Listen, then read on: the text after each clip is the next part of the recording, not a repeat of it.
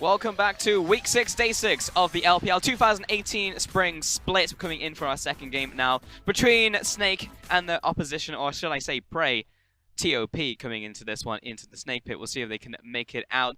Coming into the second game, because the first game was a pretty fast affair. Yes, we had a couple pauses in there, but in terms of game time itself, pretty much the bot lane play into Dragon Central, into top lane, everything fell apart from TOP. Yeah, it definitely did. Now, both of these teams pretty slow in being able to take down turrets like holistically throughout the split. They usually just have a much longer laning phase. But when you get gifted Infernal Dragon after Infernal Dragon, and I don't even need to say the third Infernal Dragon, but I technically did, it gets much faster. So I think it is, I don't want to count out TOP just yet, because that's one of those games that just gets accelerated. You don't get to see Azir kind of stall out the game. You don't get to see the pick of Rumble really work out just because of the fact that they had to reach out earlier on to be able to fight that hard spike in composition, and rightly, they didn't do so. So do you want to see them change? Because kind of what I'm getting from that is like, well, there was triple Infernal, so if the bottom lane play into a million Infernal Dragons didn't happen, it could have worked. So are you literally just rolling the dice and saying, well, we'll go for the same composition and just hope it's not triple Infernal again? Yeah, I mean, the real snowballing factor, sure, we kind of mentioned Dragon, but it was the bottom lane ganks. Had the rotation from the jungle from TOP came through a little bit earlier on, that dive would not have been successful. You already saw Lee Sin went down to just about 10 HP. So if there had been a faster collapse, they could look at that and say, then that's much easier for us. We get another kill as a response, and then maybe we can look towards getting more vision. Maybe we get the dragon ourselves. So I would say, even with that being said, this composition can work well going into the next game. But my only question that I had even going into game one was the fact that having Rumble without any real setup beyond just a Leona ulti is kind of weak, and you'd have to be a very strong rotating, collapsing team to make it work. If you're a good enough team to be able to siege upon mid lane tower, have Marin rotate and throw down the ulti, and you can utilize that well, then sure. But I think the ease of execution behind having the jungle Olaf and the Rumble top lane, especially if the team's trying to get better, trying to get more cohesive, I think that's too hard to start it off, and I would want them to take Galio, for instance, if they're going to be able to run that. Sure, kind of change it up. Would you even look towards the Rumble and say, maybe we'll actually just want something to move more towards split pushing? Because this is one of the first times that we've really seen a pick that will primarily look to try and group and look for those teleports more than anything else, because while we've seen things like Gnar, he can kind of do both. He can go into the top lane, he can split push, he can join the team, make the plays. That's a good challenge, because even when he went towards the Gnar, he still went rapid fire Gnar. So he would still consistently look to split push as a style of play. I would say the only time in which you saw Marin really rotate quite a bit was on the Renekton game, because even though he could still go into the side lane, oftentimes he'd be like, okay, I'm going to be coming mid towards a team fight. So they showcased that they can actually utilize Marin to rotate early, and maybe it would work with the Rumble. We don't have tape to say that that's going to be the case when he's on the Rumble's pick. So maybe they have video footage of their scrims and being able to say, I think it works on stage because we've had success in scrims. Sure, because you do also look to the kind of 2v2 in top side as well, and you look at a team like FPX where that was very much a problem for several weeks. It was like, well, Pepper is not able to influence Gimgoon in the top lane, so you can't give Gimgoon some of these picks. You actually have to go elsewhere, because I'm not sure if XX can actually play up to someone like SOFM in this game. Like, SOFM definitely impacted the lanes this time, but if he starts moving into the jungle, then will that be a problem? Because I know that we just had we had swap-ups into the rosters now. I just got that in my ear. Karin is coming into the jungle, and we have Korn into the mid lane for TOP. Yeah, that's a good discussion, because immediately I would have said that SOFM 100% was playing much better than XX, because I made the criticism towards the fact that he didn't kind of collapse towards bottom side early, didn't have the information to recognize that that was going to be a thing, so he got run around by the Lee Sin. Now, Karin, Frost already said it, we rate a little bit more highly than XX. Karin had great games even when the team was having poor times. Last split, this split as well. So that's a big change, especially bringing in Korn. Remember, this team, when they make one swap, bringing out one Korean player, they have to be able to bring in the next Chinese player. So that means that now Korn's coming in along with Karin. Exactly. So that will definitely change the dynamic of the team for certain. So we'll actually see if Karin will be able to actually stand up against SOFM here, whether that's in terms of ganking, looking for the 2v2 in top, or mid lane here. Yeah, and so immediately that comes into question in terms of champion pools, because TOP ran the Azir last time. They did. The last time we have seen Korn come to play was off his Galio picks, and that's where the victories from TOP really came through. It was off of Korn's Galio, and he actually showcased that he could play it quite well. So it seems like, to me at the very least, that Galio is going to be that contested pick. Because we are kind of looking at this to be plug and play now, because as you said, we're always looking towards Karin and Korn kind of coming as a package, because you have to, because of the way that the team works. So we'll see if they have that synergy there, and hopefully they will do. That also changes up the dynamic here significantly. I'm looking towards Snake and wondering if they actually go for something very similar, because they actually drafted the Galio in Game 1. So if TOP look to prioritize the Galio themselves and maybe look for an initiating jungle, something maybe not like a Lee Sin, but like a Camille, a Jarvan, something that can get in there alongside the Galio. Yeah, so I feel like you already talked about it. The Galio could be a big one. I wonder where their jungle picks are going to come through, because even though Lee Sin was showcased at the very end, showcased that Snake are willing to hide it in the bottom side of the map. Yes, Karin is a Rengar player. Rengar saw changes. Rengar's pretty decent into the Lee Sin, depending how the early game goes. So I'm hoping that that's the case. Yeah, I'm hoping he goes towards Rengar. Yeah, because for sure there will be swap-ups in terms of how TOP play out this game. Let's see what they do in terms of champion select, because we are about to send Ocho our casters to get us into Game 2.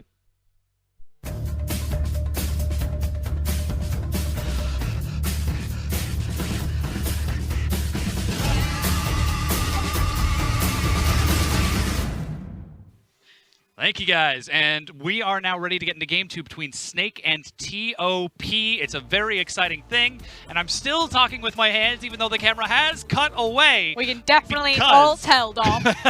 We have got to see if TOP can recover here in this Game 2, because now the Snake Pit is on the verge of claiming another victim and one step closer towards ensuring their playoff spot, because at this point, they are just inches away from locking themselves down from at least the very bottom of the standings up. But still, we are in picks and bans for this game too. TOP with side selection have opted to take blue. And once again, with my hand, Snake are on the red. Do you ever listen to someone and they start a sentence and they're not quite sure where the sentence is going to end? I knew exactly where I was going. Well, you have now.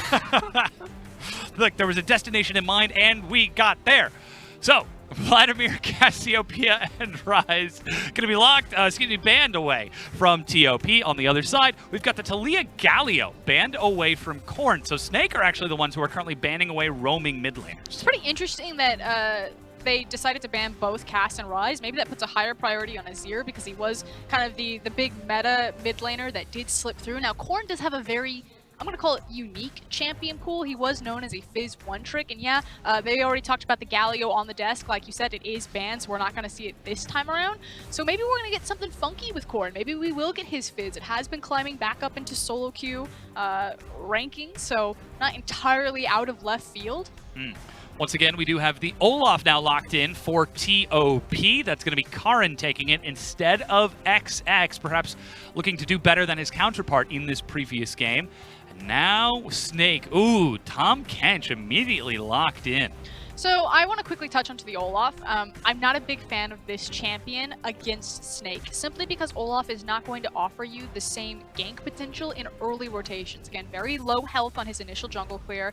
He's not going to be as potent a ganker as something like a Jarvan or even a Lee Sin that we saw in the last game. And I think against Snake particularly, because they do have such strong laners and such a strong control jungler that is about dueling in the jungle, that you almost have to just say, have my jungle. Yeah. I'm gonna focus in on trying to get my laners to go even across from your strong members, and then we'll meet you in the mid game. And Olaf, just as a champion on his kit, I don't think he has the easiest time to go about that. Well, we'll have to see if Karin can succeed in this scenario, as we do have Zaya now locked in for Chocho. And Kat, hovering the Rakan, actually going to lock it in here. So the Lovers duo in the bottom lane. And this is a composition that looks like it wants to peel back, but pair that with an Olaf who wants to go forward seems to create an interesting dichotomy. And it's about if they can now sync up into team fights. But before we even get to team fights, we do have to look at that lane phase. And Zaya and Rakan are a much more consistent duo in terms of having lane priority or pushing priority and trading priority than the Leona Tristana that we saw previously. So TOP already recognizing, hey, our bot lane completely collapsed in game number 1. Let's prioritize giving them a very strong 2v2 and get them on the right foot in game number 2. Well, now it's Sejuani locked in for Sofum. SOFM So he should be able to. The names are generally interchangeable depending on which perspective you look at it. All I'm saying is 4 syllables versus 2. S-O-F-M, SOFM. Yes, style of me. Now, Gnar going to be banned away from Marin. Lots of champions being peeled away from his champion pool with the likes of that Scion stricken away. It seems like Snake, the thing that they're most afraid of right now is someone on TOP who can absorb the pressure that Snake are inevitably going to put on. With that Scion taken away, with that Gnar taken away, if they can put Marin on a carry, it's much easier to gank and shut that down. And it's also why they prioritize Kench so heavily when they do have this non-committal CC that they throw out between the Varus and the Sejuani. Having Kench so high up in their draft phase means that there's not that big denial pick away from it. And now the follow-up, Karma banned away from Korn in the mid lane. Actually really like the Karma ban. Again, as the Tracker's Knife has been removed from the game, Karma can itemize into Athene, so you can have that hyper carry option for you. But then more importantly, she's also going to itemize into having wards or having a warding item and compensating for that.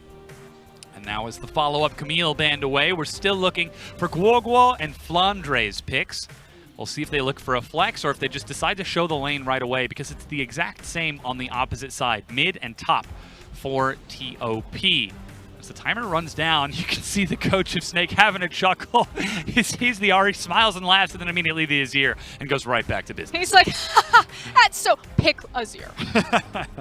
We always like to talk about how serious and dedicated the coach for Snake are. I should have seen this coming from a mile away. So, like Fizz, Echo is Korn special. This would be the second Echo of the LPL on 8.4. No, excuse me, of just the LPL in general. Icon played this previously on 8.1.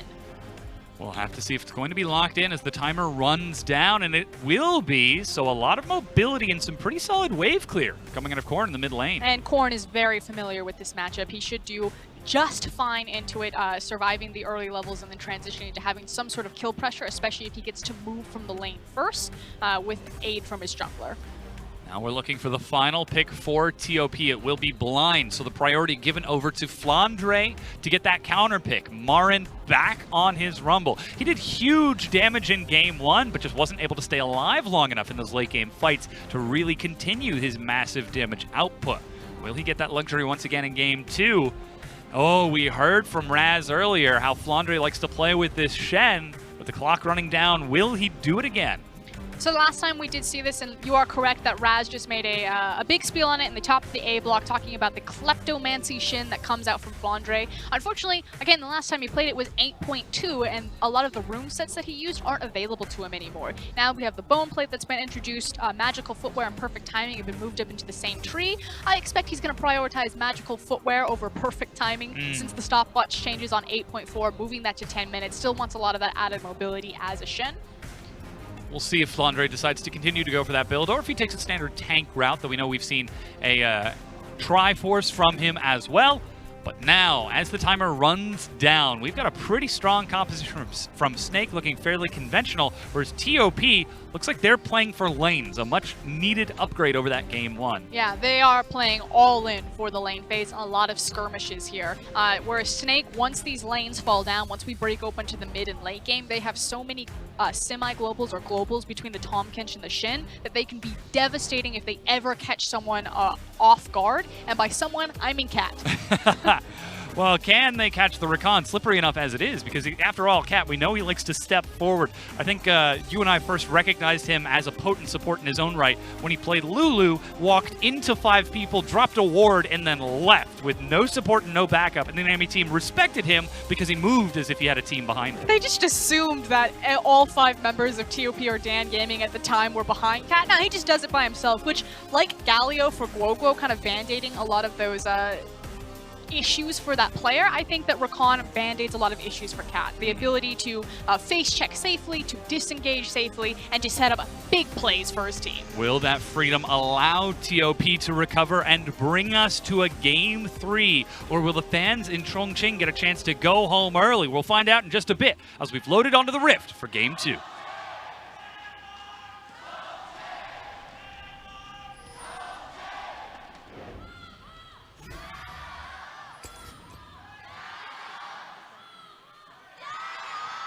A lot of TOP fans representing in the crowd, a very high representation for a team that I just saw a buff Guoguo sign. a lot of representation for a team that really hasn't been doing too well historically. Again, since they've joined the LPL in summer 2015, they have won a grand total of 5 series out of a grand total of 2 splits so far. Still, they seem to have a very proud fan base, and we'll have to see if TOP can do their fans proud in this next match. Still, defensive lines and things start off nice and slow. And the thing that I want to point out, except for Marin.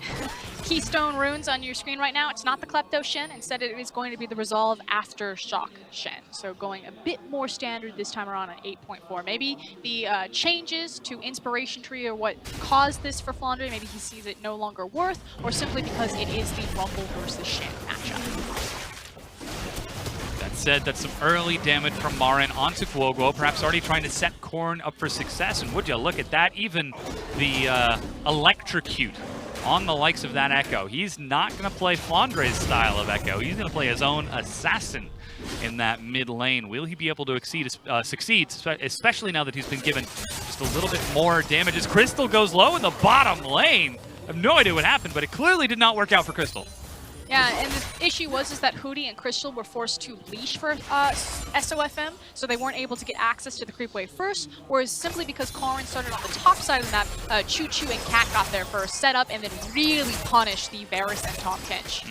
Crystal has got fleet footwork, but every time he steps forward, look at how Cat does the exact same and just threatens the chance to go in, get another knock up, and with that bottom lane getting close to level 2, Snake have got to fall back to their turret. Already you can see Sophum's actually being pulled down there. Yeah, that's the scary thing. An early ward is out for TOP to try to catch this. It looked like SOFM could look for an early gank onto the bot side. We've seen much stranger things from him. Otherwise, it looks like it's going to be a full clear from both junglers. So Karin completely clearing out the top side of his jungle. SOFM prioritizing Scuttle Vision on bot side as well as all of his camps, now heading towards red.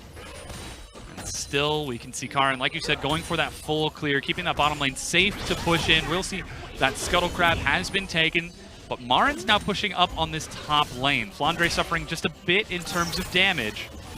There's no way that Shen's going to be able to compete with Rumble's organic wave clear onto his kit. He's going to need itemization to assist him, either through a Tiamat or Sunfire. Don't think it's going to be the Sunfire because he's against a Rumble in this case, and he's not going to get much use out of the armor there. Sudden Impact, Zombie Ward, and Ravenous Hunter, along with that Electrocute, Magical Footwear, and Minion Dematerializer on Korn.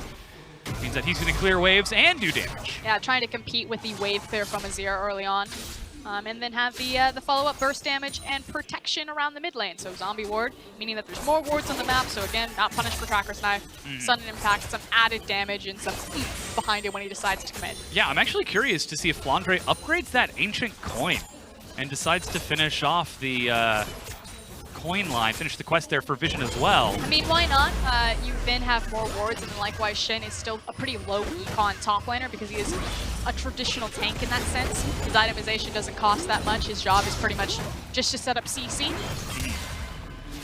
Bit curious, especially talking about the patch 8.4 when the loss of that Tracker's Knife has been so fundamental to how Vision has changed in the game. Karn's actually roaming up top right now. Flandre's at level 4. It's also Korn. He has a priority on the mid lane, and he's now roaming up. All right, this is the cannon wave. Flandre, do you have the moves to dodge what's about to happen? Marin starts it off. That's the dodge zone. Karn just walks up with the abilities. That's Shadow Dash. Flashes away. Korn looking to get into range. Attempted sidestep. Karn gets first blood. Okay, so standard play, and now Korn's going to TP back to the mid lane and catch the wave, so loses absolutely nothing trying to make that roam, despite the fact that he doesn't take away an assist or a kill. But he used the minion dematerialize on the cannon wave, caught Kwogo underneath his tower, and then made the roam. And that will be first blood to TOP, specifically to Karin on that Predator Olaf. So he'll be chasing folks down, already showing a better game than his sub-jungler from that game 1. Will he be able to continue to impact the map, though? Yeah, and he's giving attention to his top lane, which is exactly where I want TOP to put the responsibility, is on a high and consistent performer like Marin. And big part of that is because Choo-Choo and Cat are no longer just hemorrhaging in the bot lane. They're actually able to hold their own. You can see that they've constantly got the Varus and the Tahm Kench shoved underneath the tower. That's to be expected, and it frees up Olaf. Yeah, again, talking about playing for the lanes as Gogo just trades with Corn. That's actually the Emperor's Divide. Perhaps trying to get Corn to burn that Chrono Break. And it also means that he can punish here if he really wants to try to deny CS. We saw that Corn teleported back into the lane. So if he can use the ult, force the Echo back on a timely matter where he doesn't want to, then maybe gleam a bit of CS in the advantage. Gogo's just trying to break the game open for his team. Once again, TOP playing for the lanes in this. The only lane that really seems to be going well for Snake right now is that mid lane with the likes of the Azir. Though Sofam heading up top. Flandre able to get the aftershock. That's the first hit. Flash auto plus red buff burning him down, ticking away with a followed stun. Equalizer is wasted as Marin races away, and they get a kill in answer. Yeah, no flash available for the Rumble, just a sitting duck, and now you have level 6 on both Sofam as well as Flandre. So it's not just going to be a one-stop up into that top lane. Sofam has so many different avenues for ganking now, and he can bring Flandre along with him. Still trying to path around the map, thinking maybe of heading back top again, as he does have the blue buff respawn timer for Karin. And that's actually teleport from Marin to get himself right back in there. With that level 6, Flandre immediately goes in, lands the Shadow Dash. Another stun is proc. XX is on the way, but the chances of Marin making it out are slim to none, and Slim is out of town. He is burning down low, though Karin is able to do quite a bit. Finally, that's going to turn it on to Flandre. Level 6 picked up just in time by Karin. Shadow Dash does nothing as Corn shows up and turns onto SOFM. He does not have his flash, but makes it under the turret. And Gogo just calmly sitting in the mid lane, thought about taking his back, walked over to the brush, is now going to take his back. JK, everything's fine. Doesn't even need to rotate. Now 2 kills for Snake as they're able to see through TOP's plan faster than they're able to execute it and turn it back around. Snake identifying the weaknesses that TOP were trying to use, but Cat going for a bit of a clever roam here. Undertow will catch him. There's no mid laner, but there doesn't need to be. Gogo with the sidestep. What? How did he get out of that hitbox? That was so casual. Doesn't even need to burn the flash. Then utilizes the ultimate, pushes Olaf away. Beautifully done by Gogo there. And Azir, you would look at that champion and think that's so contrary to the style that Snake liked to play with. And it has been a comfort pick for him, but generally seeing a lot more success on roaming mid laners as could have been engaged in the bottom lane. A quick turn onto Cat. He dashes away. Piercing arrow does not find him. And suddenly the tables have really turned up in this bot lane. A big wave is built up. Hootie and Crystal try to go aggressive there. Do get summoner spells out of Choo-Choo. And again, we talk about Flandre has level 6. SOFM is terrorizing Karin in the jungle. Has access to the bottom lane. Snake are starting to attack every lane, and things are starting to have the rug pulled out underneath them for TOP. Even SOFM in the jungle. Oh boy, we saw it coming. We knew it would happen eventually. I just didn't expect it to be so soon. Or at least so late, I should say. Normally he's in the enemy jungle even sooner. Flandre dashing into Marin, taking the team at first for wave clear. Yeah, trying to compete with the wave clear from Rumble. Also has upgraded his talisman. Yeah, into the Nomad's Medallion. And I feel like it's actually very similar to what the Klepto build was going to give him, which is just kind of that passive gold while you're laning. Still though, Flandre just soaking up the gold, trying to keep pace in the total amount of gold that Rumble will inevitably get from that CS advantage. But still though, if Marin can keep this wave actually pushed in, you can see Flandre. If anything happens elsewhere, he'll have to use that Stand United to get over there. Marin can just lay down the red carpet. Yeah, and a big issue for Flandre right now in this matchup is if you look at the offensive vision from TOP, they've got great pink wards set forward into Sofam's jungle, and it's created this highway up into the top side. So Marin has to give up so much CS, even when no one was really pressuring him or putting him in danger. Because it's not the 1v1 matchup that he's worried about, it's the 3v1 or the 2v1. Teleports back up for Corn. Karin, actually, I have no idea where he is on the map. He's missing. He's gone. Where did Karin go? Recall. He was under something, but he just appeared out of nowhere. Alrighty, anyways. Now I was concerned too, and I was like, where is he? Yeah. He was probably in the bot lane underneath Rakan, and then taking it back. Yeah. That sounds about right. Looking for a dive bottom. Still though, Crystal and Houdiet play it safe. No summoners burn. Nothing happens. That's a Mountain Dragon for the first, which Of course, would be very nice for both teams to have, but not a massive priority compared to the triple Infernal from that game 1. Especially because now the shoe's on the other foot. Snake have the late game insurance policy in the Azir, so they can play this one slower if they want to. As there goes the red carpet. Yeah, just to clear out the minion wave, Marin continues to try to burn FLICKR down, maybe trying to get him to burn a teleport to get back into lane as Gwogol gets found. Ragnarok is going to be used by Karin to try to bully him away, but still healing. Look at the early rotation, though. They're moving their bottom lane, Xayah and Rakan, up. Yeah, Corrin just quickly hops over the wall before he can be caught out of position. 4 members of TOP on this side of the map, which means Crystal is all on his own. They can try to bake this turret. Yeah, this is actually a brilliant play from TOP. They're going to try to brute force either the red buff or the tower, especially because, like you said, Crystal is committed towards the bottom side of the map, and a lot of health has been chunked away from Snake members. Yeah, that's Smite secure for Karin. No way SOFM would give that up without a fight, and still, Chocho and Marin turn towards the turret, take it down. And this is the rotation from Snake. They immediately ping the mid lane and say, let's try to get something done here, and it's just Corrin to try to defend this, but I don't think Snake know that because of the control vision on that top side of the map, so they have to give respect. So Sofum and Kench actually pull away from the tower. Yeah, we can see that's Crystal pushing bottom now, using the Abyssal Voyage to get down to that side. Houdier is getting down there. FLICKR going in 1v3 to try to keep himself alive. Manages to clear out the minion wave though, but here comes another, and still no one is there to protect him. As you can see, Snake are turning towards the Mountain Dragon instead. They are hemorrhaging turrets. Rift Herald has been taken topside. You can see the ping out of Snake. Is it going to be dropped immediately to just further try to push to the inhib? Because FLICKR is still in trouble. This is a huge miss from Snake, and you have to kind of pinpoint who needed to make the rotation, who needed to cover that. I think it was Gwogol and Sofum. Sofum commits to the dragon. It is a mountain, so he's not going to be in danger. He can solo that one, but it's the tankiest of the dragon, so it's going to take him the longest. It took Hootie forever to respond towards the bottom side of the map, so bot tower eventually does neutralize for Snake, I guess, but Gwogol gets virtually nothing done in the mid lane. Still, that mid-tier 1 is standing. 1 turret traded for 2, and TOP have got themselves a Rift Herald. Snake sitting on the Mountain Dragon, which theoretically could have more use later on, but later on is still a long ways away. 13 minutes into the game, and it's TOP with the early advantage and setting the tempo. We talked about how they like to win through snowballing. This strategy could give them some room to move here in this game too. The question is, what is next for them? They bring 5 members in the mid lane. That's the Rift Herald. My question has been answered. Yeah, they need to use this Rift Herald to crack the mid lane tower because they're looking across from an Azir, so it makes sense to try to deal with the amount of wave clear that he's going to bring.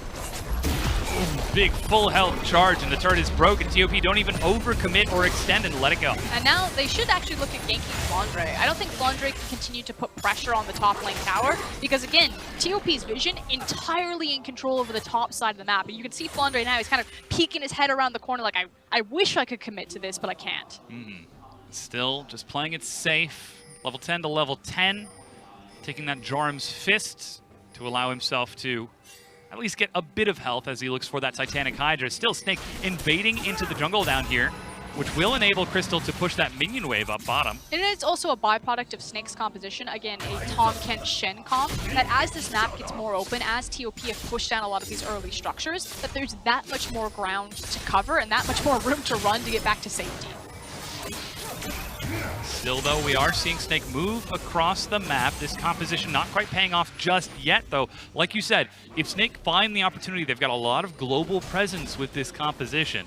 It means, if they can manage to find anyone, but they can't find anyone. Yeah, it just means that TOP have to be religious in their vision control, and they've done a good job for the first 15 minutes of this game, but now it's crunch time again. So many towers have fallen down. The map is wide open. There's a lot of open ground to get caught, to get run down. So they need the proper information to make more plays and to push this game farther open. Yeah, like perhaps the bottom lane, but it might be TOP who are looking for the initial pick.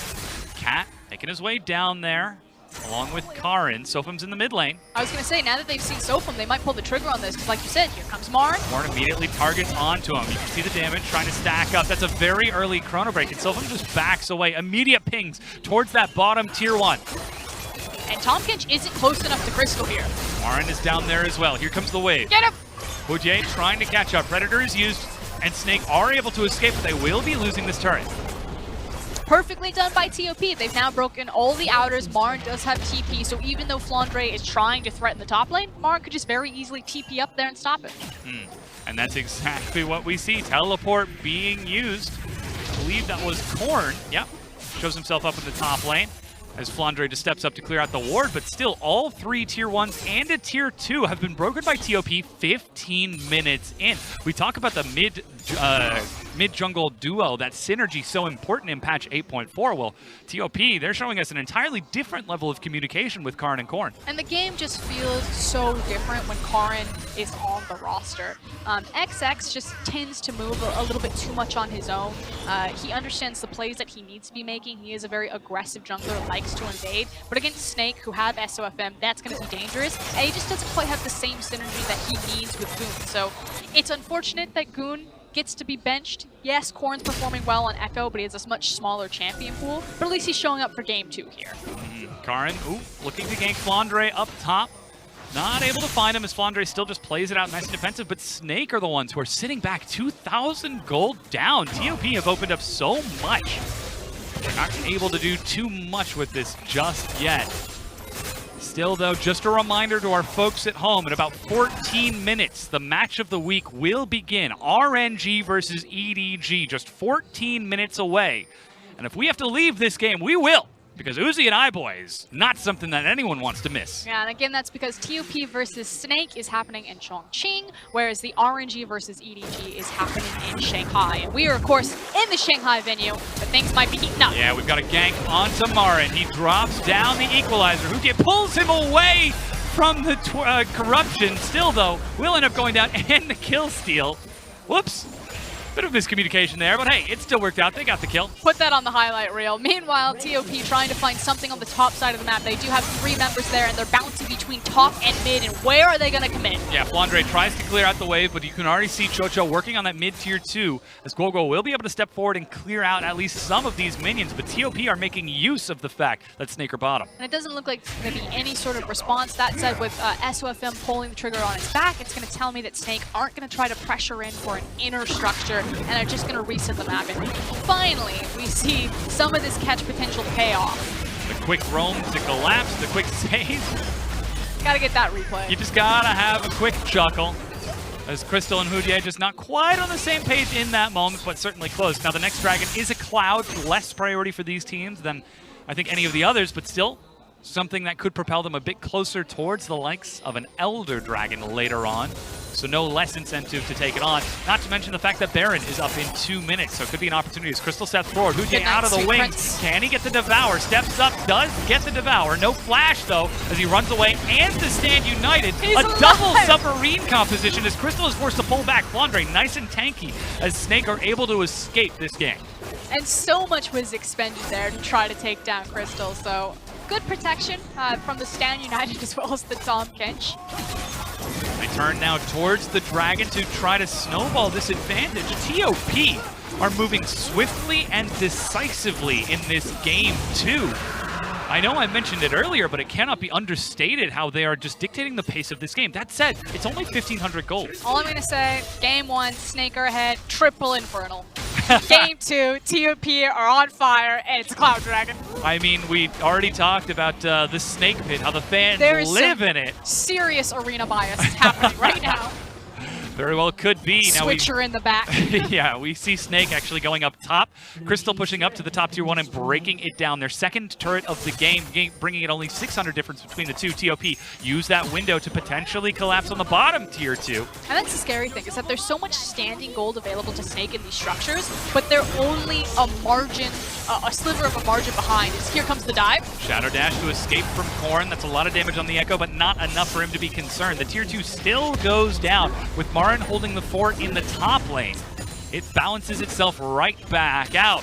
And TOP now 5 turrets down, getting closer and closer to escaping the Snake Pit with what could be a Game 2 win. And a lot of it has just been clean rotations on perfect backtimers. It feels like TOP aren't expending any extra or any wasted effort going out onto the map. They're backing at the correct times, and then they're immediately moving to the correct lane assignments to inch out these advantages on, we're at the structure first, we prepared the minion wave, you're out of position, and we get massive damage, if not the entire structure, before you can even respond. And that's with a Shen Jhin and Tom Kinch. Like, Snake should be able to match this mobility across the map. Yeah, we can see Snake trying to match it right here and now. Setting up a bit of a trap for Marin, though. He's already pulled away defensively, but it might not be Marin who falls into the trap. Cat thinking of taking a quick jaunt through Tribush. But it's the fact that they're utilizing mobility and these ultimates to make picks. That's what it was. Marin steps up after a delayed trap is sprung. But it hasn't transitioned into objectives yet for Snake, which is why they still feel like they don't have their breath caught in this game, and they're still playing quite reactive to TOP in a lot of instances. Pings now towards the mid lane as SOFM is trying to catch up to Guogo, who quickly dashes away from TOP. That's the Abyssal Voyage, bringing Crystal right on top of Cat. A dangerous place for him to be, as he's going to eat a lot of auto attacks. Crystal chases him away, but still, the mid-tier 1 is being defended. But see, that's a perfect example there. They use their ultimates, they make the pick on Marn, they even think about taking the tower or pushing it down, but immediately it's a rotation and a reactive play to cover the mid lane because Guogo is out of position. He's a little bit too far forward. He's getting caught out and needs the assistance. And that's why Snake, yes, they still have the, they're close in goal. They don't have the lead anymore, but they're not getting the same ground or the same breaking points on the map as TOP. Still TOP. There are only 2 more breaking points left before it's just the inhibitors and the Nexus. A tier 2 standing mid, and then it's the inhib line for Snake, that high ground. Banner of Command has been finished, meanwhile, by FLICKR. Korn is turning and running as fast as he can. Tragically, only the physical damage does affect that Banner minion, so Korn is going to be here a while. Suddenly we've got the Vladimir problem. This is going to be an epic showdown. How many auto attacks is this? 13? It just keeps going up at this point. He's got it. Put a counter in the corner. Yeah, clear on the incoming wave and just create a big wave for yourself. Finally clears it out, but look who's already there to counter push. It's FLICKR, ready to go. Plus teleport for Korn means he's ready to match the 1-3-1 being set up by Snake right now. That said, Baron is on the map. TOP are already setting up vision. Look at that, they controlled the entire river. Though SOFM is trying to get in with a bit of a bastion of his own. This could be a pick though. Look at Cat, he's racing towards his mid lane. He's gonna get the high flank. That's the Predator on top of that Cloud Dragon. Changes corruption in a flash. Means Crystal escapes, but that's one. And it's just going to be a, what? Wash, rinse, and repeat? Rinse, wash, repeat. Every time! Wash. I don't even know what it is anymore. How do you say You it wash right? your hair, you rinse out the product, and then you repeat. Wash, rinse, repeat. They're going to do it again. There it is. That's exactly it. Snake now pushing up forward. Oh, a quick leap from Chocho escapes the Bulla. But now this push is finally enough to break down that mid-tier 1. Just table scraps, however, for Snake. The fact that it's still just outer versus outer in the mid lane, excuse me, inner versus inner in the mid lane. A big issue is that they can't play the 1-3-1. They don't have a double teleport. They have been trying to play Guogo into the side lanes, but Azir has to be much closer and pay much more attention to his team members than the likes of the double TP, the Echo, and the Rumble, who have that added layer of safety. This could be that turn that you were talking about. No Predator just yet. Neither the Righteous Glory on Karin either, so it will be a bit more difficult to catch. Yeah, all you're looking at is the ultimates available from Cat and Marin. Yes, Karen's going to be the primary guy that's running in, but you need that CC to hit from the Rakan. So as soon as that is back up, TOP are just going to try the same exact play, because it's pretty clear that they want to play around this Baron. Infernal up in 50, so very tiny window to do it before they need to pick up their vision and move it down there. And we do have a brief window of opportunity for Snake to try to reset the map. Already you can see they're clearing out their side waves. You can see the turret has been used by Guogo to hold down mid lane, just in case. Of course, really important that Sofa managed to get the scuttle right there. It means that he doesn't necessarily need to commit extraneous wards towards the Baron pit, that they can really focus on the Infernal. So 2 big points on the map that both these teams want to fight over, and now it's going to come down to setup and execution on the 5v5. Should be noted, Varus has his double itemization complete for himself, while Zaya is still bridging towards that 3rd item. Now the control wards are down. The vision battle has begun. Infernal's up in 10 seconds. Already FLICKR stepping up into the river as a bottom wave has been prepped. Banner of Command is on cooldown, so he has to push that wave the old-fashioned way. Korn, meanwhile, split pushing on the other side, so Snake have got to choose now. They start the fight. Korn up into that top side, like they're saying, with half the TP in. Here he Korn comes. over the wall, but Smite secure. That's the teleport you were talking about to join right in the front. SOFM is the target for now. It's a big Chronosphere, but it does not catch anyone. Snake still looking to find someone out of position. but the fight will defuse. Infernal Dragon now picked up, and they get the teleport of Korn. But inside track for TOP on the mid lane, and it would have to be a flanking fight from Snake, which is why they're being so careful here. Yeah, they're trying to chase forward right now. They've managed to get some damage onto Korn. He will be stunned. Flashes away, but the Chains of Corruption misses. They follow through. Oh no, he's able to Chrono Break over the Emperor's Divide, but they still get the kill onto Cat. They're chasing forward onto Chocho, who leaps through the air, but Flandre will scare them away. Shadow Dash not quite ready, and they get that kill. And now it's a question of if they're going to commit towards the Baron or start to siege down the mid lane. Instead, it looks like they're going to take their backs, place their vision, and just try to spin some of this gold. They managed to get the Infernal Drake, so Snake putting themselves in a very good position to start to fight back in this game, especially with how big Guogo is right now. 26 minutes in. Snake, 2 dragons to 1, 5 kills to 1, 3 turrets to 5, but barely a 700 gold advantage. And we're starting to see some of the patience in this fight that speaks of the experience of Snake as a team. They've been in the LPL since the 2015. Flandre and Crystal, the 2 partners in crime for this team, just showing their calm in these extended fights. We don't need to fight now. We can fight in a few minutes or when they try to flank us. Also, the added benefit that Guogo brings to the team. For the longest time, 2016, 2017, Snake have been the bottom of the barrel team, scraping through relegations, and Guogo just brings that new emphasis on team fighting, especially when he gets a champion like Azir and really gets to flex it.